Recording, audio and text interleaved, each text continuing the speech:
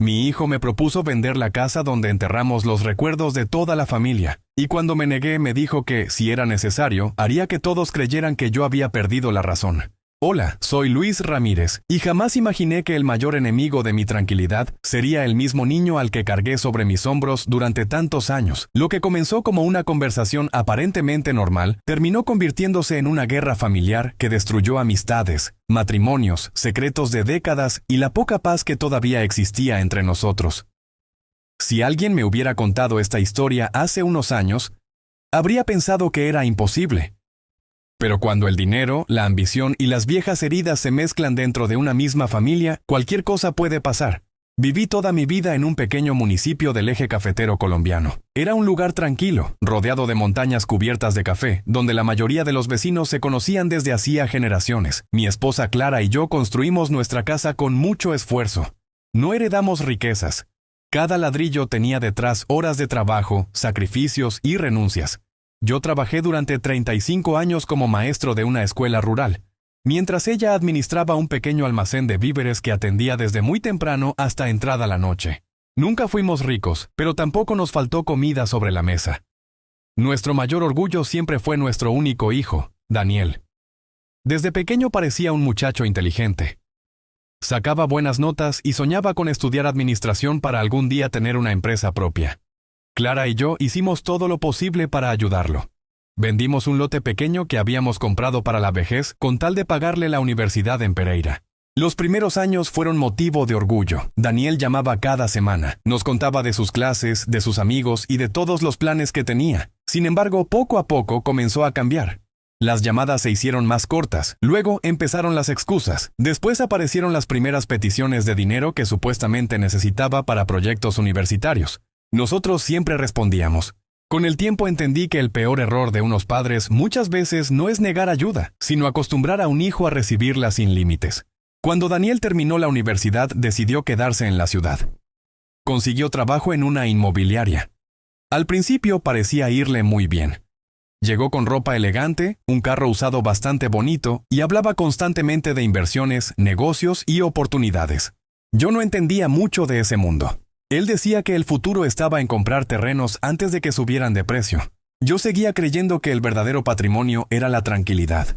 Cada vez que nos visitaba parecía más apurado. Apenas saludaba, almorzaba con nosotros y rápidamente comenzaba a hablar de dinero. Papá, esa finca ya vale mucho más de lo que ustedes creen. Yo respondía que no pensaba vender. Él sonreía. Ya veremos. Pensé que era una simple diferencia de opiniones. No imaginaba que para él aquello ya se había convertido en una obsesión. Pasaron casi 2 años hasta que un domingo llegó acompañado por su esposa, Verónica. Era una mujer muy educada en apariencia. Siempre sonreía. Trataba bien a Clara y nunca levantaba la voz. Pero había algo en su mirada que me producía desconfianza. Observaba demasiado la casa. Caminaba por el patio como si estuviera calculando medidas. Ese día terminaron de almorzar y Daniel pidió hablar conmigo a solas. Fuimos al corredor. Respiró profundo. «Papá, tengo una propuesta». Le dije que lo escuchaba. Sacó unos papeles perfectamente organizados. Era un avalúo. Según él, una empresa constructora quería comprar toda la manzana donde estaba nuestra casa para levantar un conjunto residencial. La cifra era enorme. Muchísimo dinero. Más del que yo había visto escrito en toda mi vida. Daniel hablaba emocionado. Decía que podríamos mudarnos a un apartamento moderno, que nos compraría un carro nuevo, que viviríamos mejor. Yo solo hice una pregunta. ¿Y dónde quedaría en el jardín que sembró tu mamá? Él soltó una pequeña risa. Papá, eso ya pasó de moda. Miré el patio. Ahí estaba el árbol de mango que Daniel había sembrado cuando tenía 9 años. Ahí seguían las marcas de altura que Clara hacía cada cumpleaños sobre una columna. Ahí estaba el rincón donde enterramos las cenizas de nuestro perro Bruno. No era una simple propiedad, era toda nuestra historia. Le respondí con tranquilidad. No voy a vender. Su expresión cambió. Por primera vez vi desaparecer aquella sonrisa. Guardó lentamente los papeles. Piénselo bien. Ya lo pensé. Se levantó. Antes de irse dijo una frase que todavía recuerdo palabra por palabra. No quiero que después sea demasiado tarde. No entendí el verdadero significado hasta varios meses después. A partir de entonces comenzaron las visitas inesperadas de supuestos compradores. Personas desconocidas tocaban la puerta preguntando si era cierto que la casa estaba en venta. Siempre respondíamos que no. Ellos parecían confundidos. Decían que alguien les había asegurado que el propietario necesitaba vender urgentemente. Yo sospechaba de Daniel, aunque no tenía pruebas. Las cosas empeoraron cuando varios vecinos empezaron a preguntarme si estaba enfermo. Uno incluso me dijo que escuchó decir a Daniel que yo estaba perdiendo la memoria y que pronto tendría que ir a vivir a un hogar geriátrico. Aquello me cayó como un balde de agua fría. Nunca había tenido problemas de salud. Seguía manejando. Seguía administrando mis cuentas. Seguía haciendo mercado solo. Sin embargo, los rumores crecían. Un día fui al banco. La cajera me preguntó con mucha delicadeza si necesitaba ayuda para entender algunos documentos. Me sorprendió. Después comprendí por qué. Alguien había llamado preguntando si yo seguía siendo capaz de administrar mi dinero. Empecé a sentir que una red invisible se estaba formando alrededor de mi vida. Cuando enfrenté a Daniel por teléfono, respondió con total tranquilidad. «Papá, solo me preocupo por usted». Colgué sin responder. Esa noche Clara me confesó que también había recibido llamadas extrañas. Personas preguntando si necesitábamos vender muebles. Otros preguntando si era cierto que nos mudaríamos. Todo parecía cuidadosamente planeado. Por primera vez sentí miedo. No por perder la casa, sino porque comprendí que alguien estaba intentando convencer al resto del mundo de que ya no éramos capaces de decidir por nosotros mismos. Y ese alguien era nuestro propio hijo. Durante varios días intenté convencerme de que todo era una mala interpretación. Me repetía que Daniel nunca sería capaz de hacer algo así de manera intencional. Era mi hijo. Yo le había enseñado a montar bicicleta, le había curado las rodillas cuando se caía jugando fútbol y había pasado noches enteras despierto cuando tuvo neumonía siendo un niño. Ningún padre quiere aceptar que el mismo hijo al que dedicó su vida pueda convertirse en la persona que más daño le haga. Clara, en cambio, ya no tenía dudas.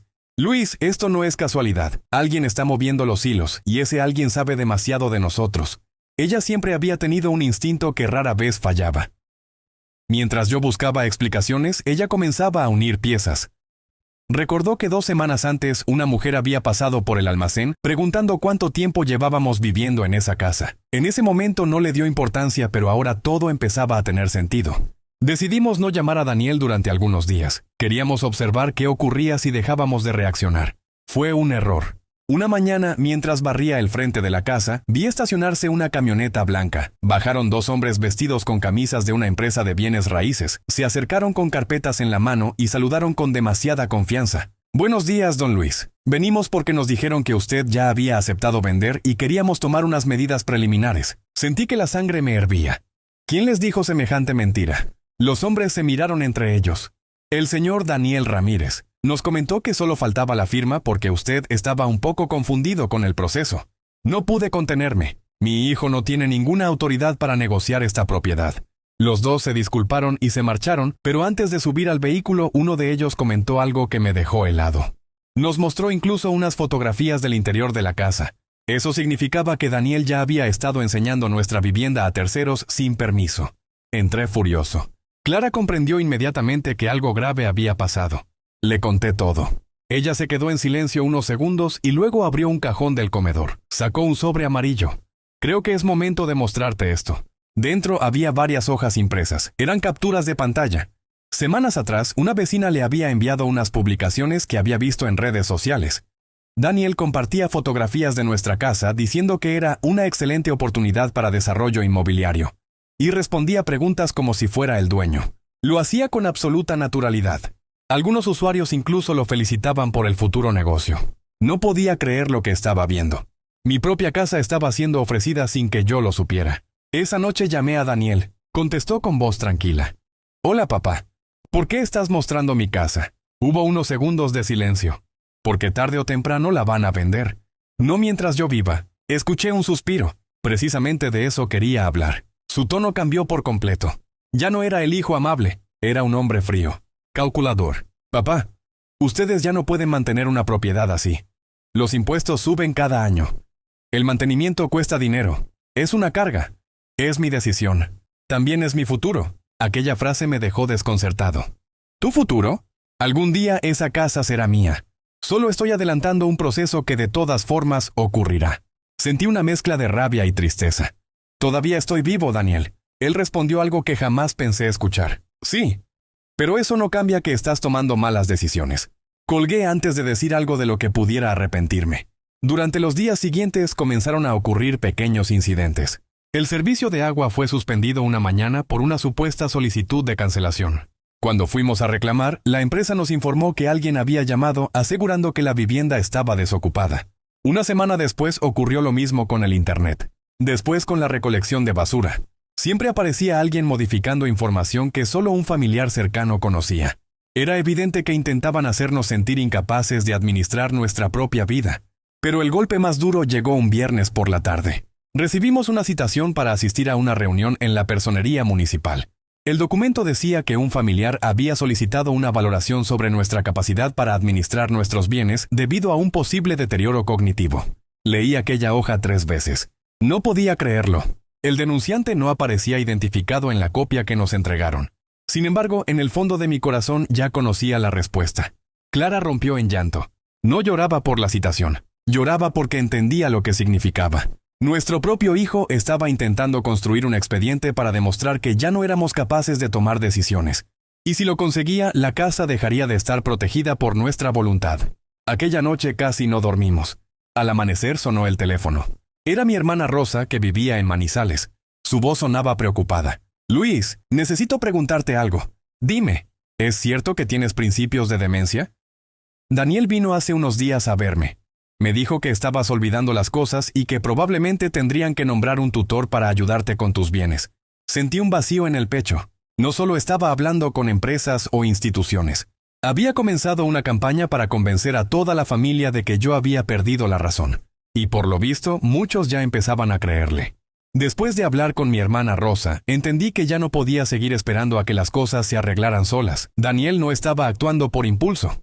Todo lo que hacía seguía un orden, un objetivo. Primero los rumores entre los vecinos, luego las llamadas al banco y a las empresas de servicios, después las visitas de inmobiliarias. Ahora estaba convenciendo a la familia de que yo sufría demencia. Había construido una historia tan bien organizada que, si yo no reaccionaba, terminaría siendo la verdad para todos. Clara fue quien me abrió los ojos. Luis, deja de pensar como padre. Empieza a pensar como el dueño de esa casa. Me costó escucharlo, pero tenía razón. A la mañana siguiente pedimos una cita con un abogado de Armenia que nos había recomendado un antiguo compañero de la escuela, donde trabajé durante tantos años. Se llamaba Héctor Salcedo, un hombre de unos 60 años, de pocas palabras y mirada serena. Escuchó nuestra historia sin interrumpirnos una sola vez. Cuando terminamos, apoyó las manos sobre el escritorio.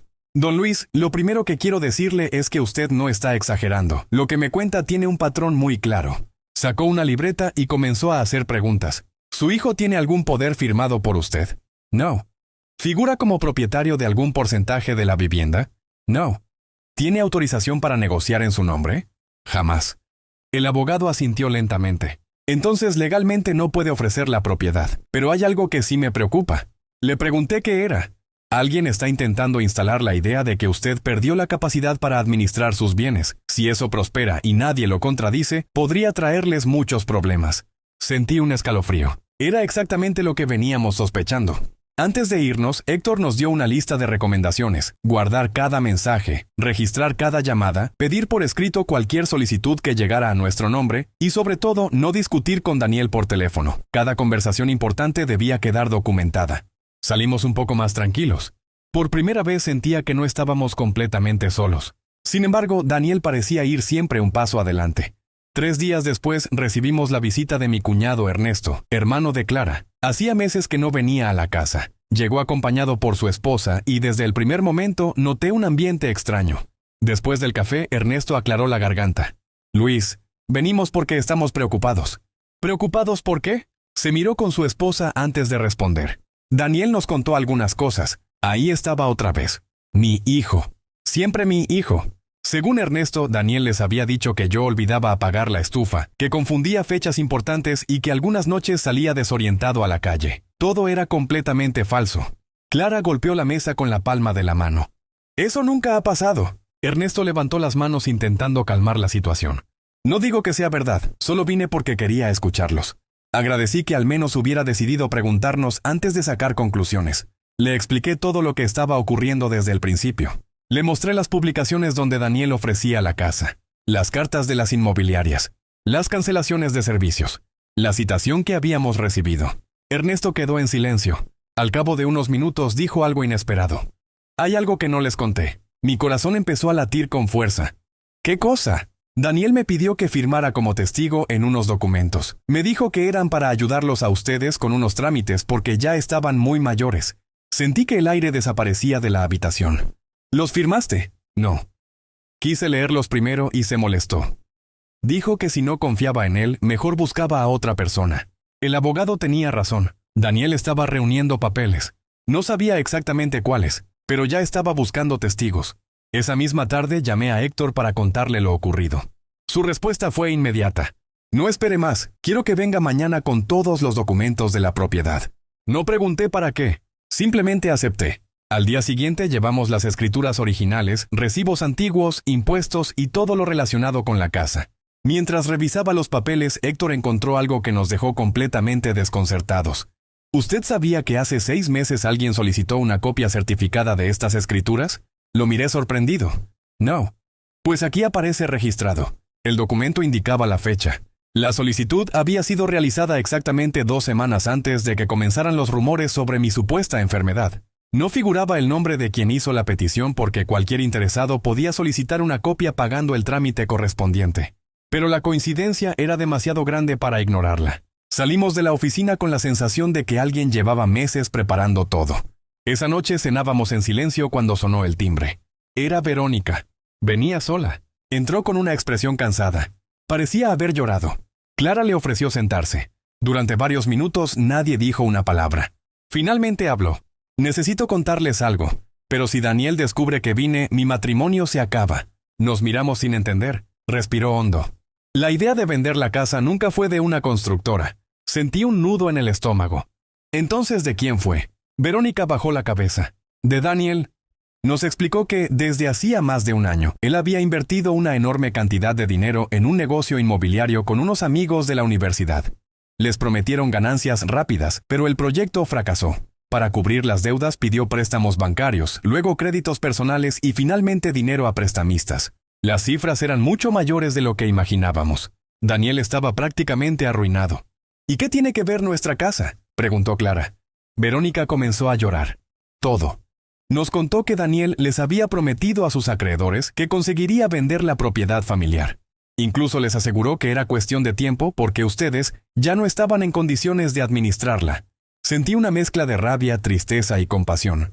Por primera vez entendía el verdadero motivo de todo. No era solo ambición, era desesperación. Pero lo que dijo después hizo que el silencio invadiera nuevamente la sala. Hay un hombre que viene presionándolo todos los días. No es un banco, no son abogados, son personas muy peligrosas. Y hace 2 noches escuché cómo le dijeron que, si en un mes no conseguía el dinero de la casa, ellos mismos irían a buscar a los verdaderos dueños. Clara me tomó la mano con fuerza. La guerra familiar acababa de convertirse en algo mucho más peligroso de lo que jamás imaginamos. Ahora no solo debíamos enfrentarnos a las mentiras de nuestro propio hijo. También había personas desesperadas, capaces de cualquier cosa, que ya sabían exactamente dónde vivíamos. Aquella noche apenas pude dormir. No por las deudas de Daniel, sino porque comprendí que nuestra familia había cruzado un límite del que ya no era posible regresar. Durante semanas pensé que todo se reducía a una pelea por una casa. Ahora sabía que detrás de las mentiras había personas peligrosas esperando cobrar un dinero que mi hijo jamás debió pedir. Verónica permaneció con nosotros hasta casi la medianoche. Antes de irse nos pidió algo. Por favor, no le digan a Daniel que vine. Si descubre que hablé, nunca me lo va a perdonar. Le prometimos guardar silencio. Cuando salió, Clara me miró fijamente. Tenemos que protegernos, asentí. A la mañana siguiente llamé al abogado Héctor y le conté absolutamente todo. Esta vez no omití ningún detalle, ni siquiera lo relacionado con los prestamistas. Su respuesta fue inmediata. No enfrenten solos esta situación. Si esas personas aparecen, no negocien ni entreguen dinero. Todo debe hacerse por los canales legales. También nos recomendó informar a las autoridades sobre cualquier amenaza y reforzar la seguridad de la casa. Ese mismo día cambié todas las cerraduras, instalé cámaras de vigilancia en el frente y en el patio, y coloqué luces con sensor de movimiento. Algunos vecinos pensaron que exageraba, pero prefería parecer desconfiado antes que lamentar una tragedia. 3 días después ocurrió lo que tanto temíamos. A las 7 de la noche, una camioneta negra se estacionó frente a la casa. Bajaron 2 hombres. No gritaron, no amenazaron, simplemente tocaron la puerta. Abrí acompañado por Clara. Uno de ellos habló con una calma que resultaba más inquietante que cualquier insulto. ¿Don Luis Ramírez? Sí. Venimos a hablar sobre Daniel. Respiré profundo. Mi hijo no vive aquí. El hombre sonrió apenas. Lo sabemos. Sacó un papel doblado. Él nos dijo que esta propiedad respaldaba una deuda. Lo miré fijamente. Mi casa no respalda absolutamente nada. El hombre guardó el documento. Entonces será mejor que él aparezca. No respondí. Después de unos segundos, ambos subieron nuevamente a la camioneta y se marcharon. No rompieron nada. No insistieron. Pero el mensaje había quedado claro. Llamé inmediatamente a las autoridades y también al abogado. Presentamos la información correspondiente y dejamos constancia de la visita. Afortunadamente, desde ese momento comenzaron a patrullar con mayor frecuencia la zona. Esa misma noche recibí una llamada de Daniel. Lloraba. Era la primera vez en muchos meses que escuchaba a mi hijo quebrarse. Papá, necesito hablar contigo. Acepté verlo, pero puse una condición. No vendrás solo, nos veremos en la oficina del abogado. Aceptó. Al día siguiente llegó completamente diferente al hombre arrogante que había conocido durante el último año. Tenía ojeras profundas, había adelgazado. Sus manos temblaban. Durante varios minutos permaneció en silencio. Finalmente dijo, «Perdón». Nadie respondió. Continuó hablando.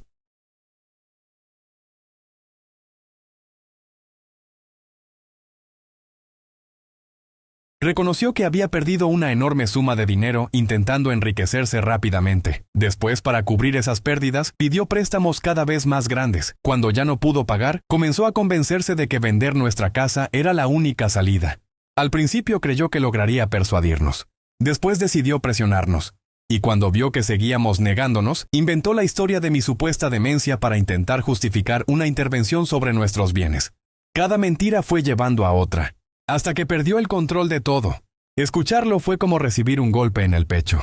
No porque descubriera algo nuevo, sino porque confirmaba que cada una de nuestras sospechas era cierta. Cuando terminó de hablar, me miró esperando que dijera algo. Guardé silencio durante unos segundos. Luego respondí. La casa nunca fue el problema, Daniel. Él bajó la cabeza. Lo sé. El problema fue que dejaste de vernos como tus padres y empezaste a vernos como un obstáculo. Comenzó a llorar otra vez. Clara también tenía los ojos llenos de lágrimas. Pero esta vez eran diferentes. No lloraba por la traición. Lloraba por el hijo que sentía haber perdido mucho antes de aquella reunión. Con la ayuda del abogado, Daniel aceptó hacerse responsable de todas las consecuencias de sus actos. También colaboró con las autoridades respecto a las personas que lo habían estado presionando, y comenzó un proceso legal para resolver sus deudas por las vías correspondientes. Nosotros, por nuestra parte, dejamos claro que la casa no se vendería. No mientras alguno de los dos siguiera con vida. Verónica decidió separarse de Daniel durante un tiempo.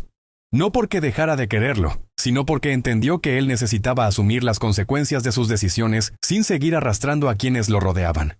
Los meses siguientes no fueron fáciles. La familia quedó dividida. Algunos parientes nos apoyaron, otros siguieron creyendo que habíamos sido demasiado duros. Pero con el paso del tiempo, la verdad terminó imponiéndose. Quienes antes dudaban comenzaron a comprender todo lo que realmente había ocurrido. Daniel inició terapia psicológica y buscó un empleo estable, lejos de las inversiones rápidas y de las promesas de dinero fácil. Nuestra relación nunca volvió a ser la misma, pero poco a poco empezamos a reconstruir algo que se parecía al respeto. No fue un perdón inmediato, fue un camino largo. Todavía hoy, cuando viene a visitarnos, veo el árbol de mango que sembró de niño y recuerdo que las personas pueden cambiar para bien o para mal, dependiendo de las decisiones que tomen. La casa sigue en pie. El jardín que Clara cuida cada mañana continúa floreciendo. Las marcas de crecimiento siguen en aquella vieja columna. Y cada vez que alguien me pregunta por qué nunca acepté vender, respondo lo mismo. Porque una casa puede tener un precio, pero un hogar nunca lo tendrá. Han pasado 3 años desde que todo ocurrió. Hoy sigo viviendo en la misma casa donde crecí junto a mi esposa, donde vi dar los primeros pasos a mi hijo, y donde aprendí que los muros no sostienen un hogar. Lo sostienen el respeto, la confianza y el amor, con el que una familia decide mantenerse unida. Daniel continúa reconstruyendo su vida. No fue un camino sencillo. Tuvo que responder por sus errores, pagar muchas de sus deudas trabajando con esfuerzo, y aceptar que las decisiones impulsadas por la ambición siempre terminan pasando factura. Nuestra relación nunca volvió a ser la misma. Pero con el tiempo aprendimos a tratarnos nuevamente como padre e hijo, sin mentiras y sin intereses de por medio. Hay días en los que todavía nos sentamos en el corredor a tomar café. Hablamos del clima, del trabajo y de la vida. Ya no hablamos de la casa, porque ambos entendimos que el verdadero conflicto nunca fue esa propiedad, sino todo lo que estuvimos dispuestos a perder por culpa del dinero. Muchas personas me preguntan si volvería a confiar plenamente en él. La verdad es que la confianza es como un vidrio.